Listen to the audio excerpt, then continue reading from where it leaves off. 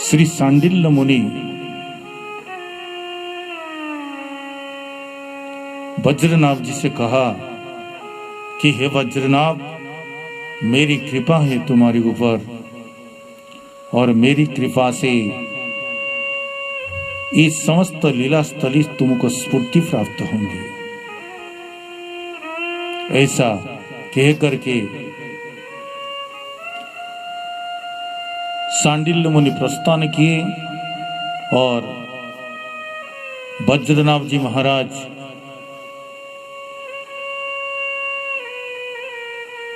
समस्त लीला स्थलियों का प्रकाश करने लगे। गोविंद हरिदेवादि श्री गोविंद देव जी, हरिदेव जी, केशव देव जी, बलदेव जी, गोपेश्वर महादेव, भूतेश्वर महादेव, ये समस्त देवालयों का उन्होंने प्रकाशित किया। आज भी वज्रनाभ जी की जो निर्मित है, उनके प्रतिष्ठित है, आज भी कुछ विद्यमान है। मथुरा में श्री द्वारकाधीश मंदिर है, मानसी गंगा के ऊपर श्री हरिदेव जी मंदिर है। ये सब वज्रनाभ जी के प्रतिष्ठित श्याम कुंड का जो संस्कार होता है, उस कुंड में एक वज्रनाभ जी का कुंड अभी भी विद्यमान है, विशाल चौड़ा उसकी दीवार। कवि कन्नपुर गोस्वामी इन समस्त देवालयों का उन्होंने वज्रनाभ जी महाराज सबसे पहले सर्वप्रथम इस ब्रजमंडल को प्रकाशित किया, समस्त लीला स्थलियों का। परंतु काल के प्रभाव से वो समस्त लीला स्थल लुप्त होने लगे।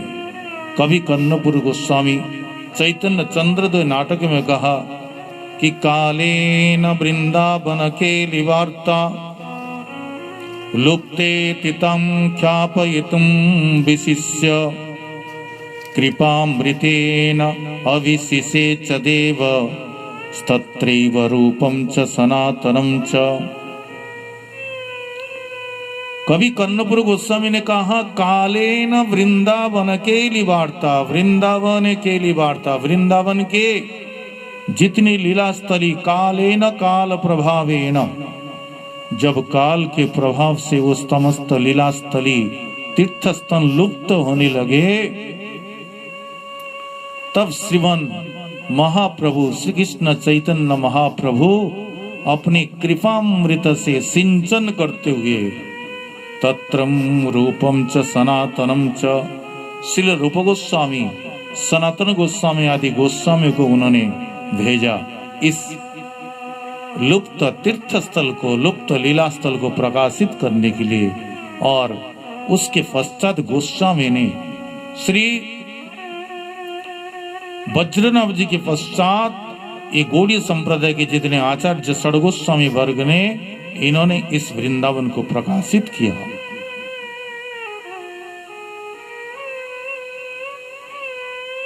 कवि कन्नपुर गोस्वामी ने कहा, श्री अद्वैत आचार्य प्रभु श्रीमन महाप्रभु के प्राकट्य से पहले वृंदावन तीर्थ भ्रमण करते करते वो वृंदावन में आए। वृंदावन की परिक्रमा के पश्चात एक वटवृक्ष के नीचे वो शयन कर रहे थे। उसी समय श्री मदन मोहन जी उनको स्वप्न दिया। मदन मोहन जी ने कहा, मोरे के दिव्य मूर्ति महामणिमय मदन मोहन नाम कुंज मध्य है, द्वादश आदित्य तीर्थे जमुनार तीरे अल्प मृत्तिकाते आच्छादित कलेवरे, पूर्वे गई मूर्ति कुब्जा कैल सुसेवन, दस्यु भय शेषे मुई कैनु हैनु संगोपन। श्री अद्वैत आचार्य को मदन मोहन जी ने स्वप्न देते हुए कहा कि मोर एक दिव्य मूर्ति महामणिमय, मेरा एक दिव्य मूर्ति महामणिमय, एक दिव्य मूर्ति, और एक कुंज में 12 आदित्य तीर्थ जमुनार तीरे, जमुना के तट पर जो 12 आदित्य टीला है, उस तीर्थ पर अल्प मृत्तिका थे, कुछ मृत्तिका के मिट्टी के नीचे दबा हुआ है। पूर्वे यही मूर्ति कुब्जा कैल सुसेवन, ये मदन मोहन जी को ऐसा भक्तमाल में आता है कि इस मदन मोहन जी का सेवन श्री अम्बरीश जी महाराज कर रहे थे।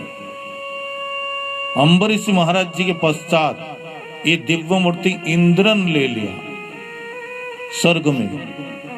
जब रावण स्वर्ग के ऊपर आक्रमण किया, वो स्वर्ग से उस मूर्ति को लंका में ले आए।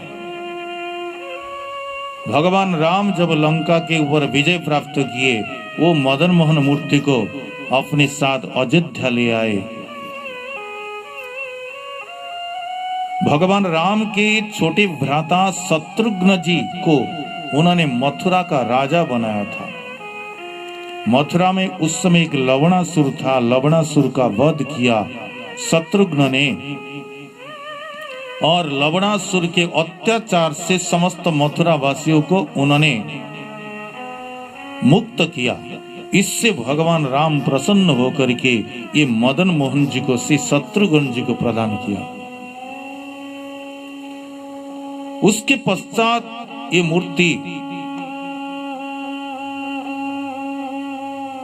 कालांतर में कुब्जा, भगवान ने कहा कुब्जा ने, ये त्रेता के बाद द्वापर में कुब्जा इस मूर्ति का सेवन किया था।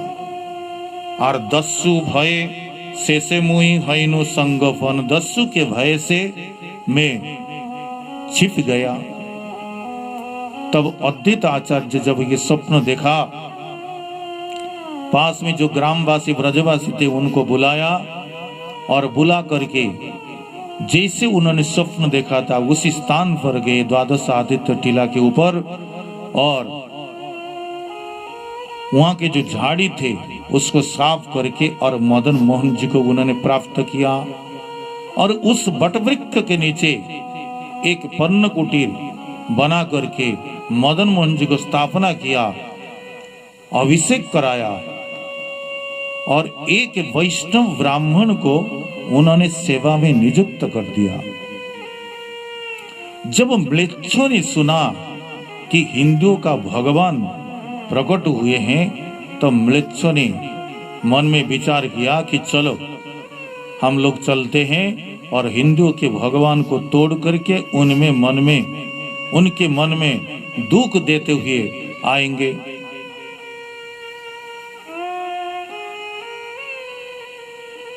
उस समय श्री अद्वैत आचार्य प्रभु वृंदावन की परिक्रमा में निकल गए थे, और जो पुजारी था वो भी नहीं था, उसी समस्त म्लेच्छ आए। और भगवान क्या किए, मदन मोहन जी छोटे से गोपाल रूप लेकर के और पुष्प के नीचे छिप गए। म्लेच्छ ने देखा था यहाँ कोई नहीं है मंदिर में, तो वो लौट गए। कुछ समय पश्चात जब पुजारी आया सेवा करने के लिए, तो देखा तो मंदिर में भगवान नहीं है। कुछ बालक खेल रहे थे, उन्होंने कहा कि म्लेच्छ लोग आए थे। पुजारी ने सोचा कि हो सकता है म्लेच्छों ने मदन मोहन जी को मूर्ति को लेके चले गए। दुखी होके पुजारी चला गया। श्री अद्वैत आचार्य प्रभु परिक्रमा के पश्चात जब सायंकाल लौटे, तो उन्होंने जब देखा और सुना तो बहुत दुखी हुए कि हमसे ऐसा कौन सा क्या अपराध हुआ।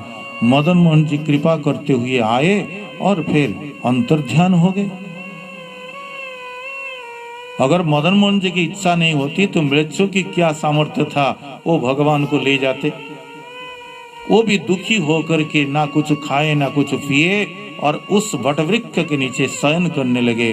रात को मदन मोहन जी ने स्वप्न दिया कि हे आचार्य, ब्रह्मा जी की सामर्थ्य नहीं है मुझे देखने के लिए, तो म्लेच्छ क्या देखेंगे। मैं तो पुष्प के नीचे छुपा हुआ हूँ, गोपाल जी का रूप धारण करके तुम मुझे भोग लगाओ और तुम भी प्रसाद ग्रहण करो। तब अद्वैत आचार्य उठ करके मदन मोहन जी को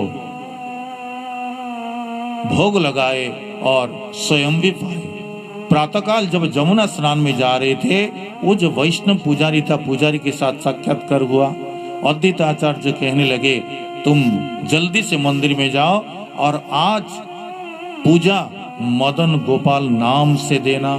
मदन मोहन नहीं, मदन गोपाल के नाम से देना। पुजारी ने कहा ठाकुर तो नहीं है। समस्त वृत्तांत श्री अद्वैत आचार्य ने श्री पुजारी जी को सुनाया।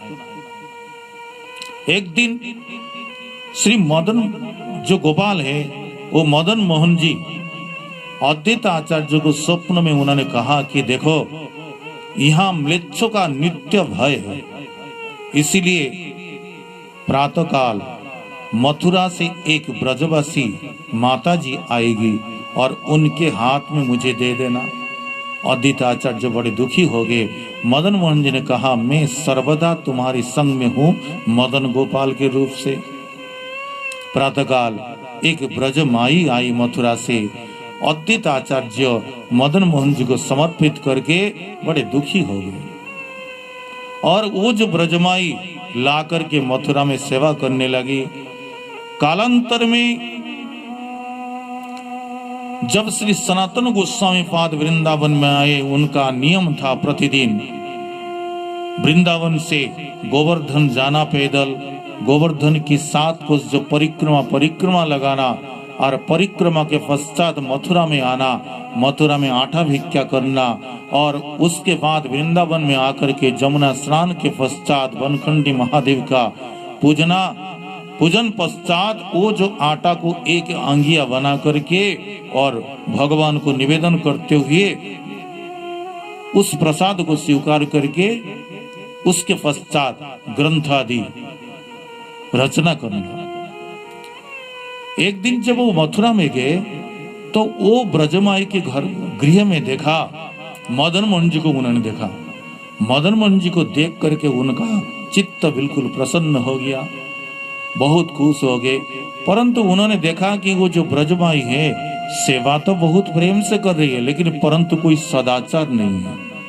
सनातन गोस्वामी ने कहा हे माते, ये भगवान है, भगवान की सेवा इसी प्रकार से होती है। जो सदाचार था सेवा की उन्होंने समझा दिए। दूसरे दिन जब सनातन गोस्वामी उस ब्रजमाई के घर में गए तो मदन मोहन जी ने एक लीला की। उन्होंने गोस्वामी पाद ने देखा मदन मोहन जी वो जो ब्रजमाई थी उसका कोई नहीं था, कोई भी नहीं था, एकमात्र एक पुत्र था। उस पुत्र के साथ श्री मदन मोहन जी एक ही थाली में भोजन कर रहे हैं। सनातन गोस्वामी को बड़ा आश्चर्य हुआ कि इनका ऐसा प्रेम है, एक ही थाली में भोजन कर रहे हैं। तब सनातन गोस्वामी ने माँ ब्रजमाई से कहा कि माँ आप जिस प्रकार सेवा कर रही थी उसी प्रकार आप सेवा करना, और आज आपके बालक ने जिस थाला में प्रसाद पाया वो जो बचे हुए प्रसाद आज मुझे भिक्षा में दे दीजिए। उस भिक्षा को लेकर के श्री सनातन गोस्वामी पाद वृंदावन आ गए। उसी रात को सनातन गोस्वामी जी को स्वप्न आदेश दिया मदन मोहन जी ने कि तुम मथुरा से ला करके और मेरी सेवा करो जल तुलसी दे करके।